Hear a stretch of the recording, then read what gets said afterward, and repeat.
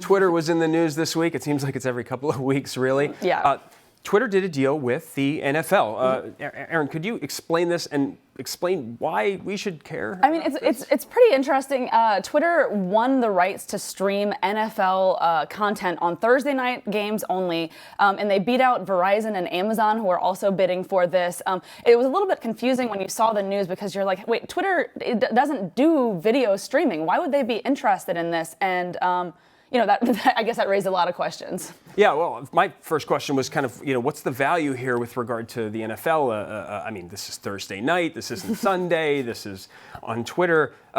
Do you think this will change Twitter's fortunes kind of as a whole? This is one deal, right? Yeah, I don't think this is going to be a big deal. This is not going to move the needle for Twitter. Twitter needs to get more users. And right now, the fact that NFL games are streaming on Twitter, they're also streaming on CBS. They're also streaming via certain Verizon properties.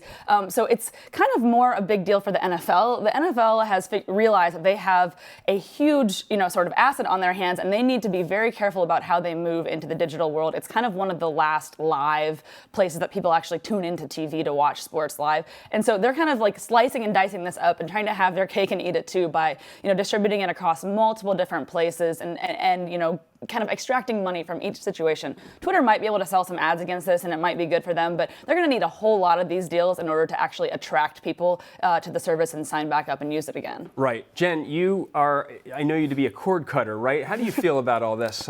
Would you watch a football game on Twitter? That's right. I mean, I don't own a TV and I don't watch a lot of football, to be honest, but if anything, I think this would make me more likely to watch football because Twitter is somewhere that I'm on anyway. I'm going to be there anyway. If football's on, yeah, I might watch it. So it's good for existing Twitter users, but not necessarily for new ones. Right. And I actually, speaking of Twitter, I have one more question about that. The company was also in the news this week, actually courtesy of a Fortune article, about the fact that it's rolling out 20 weeks of parental leave for both parents, moms and dads.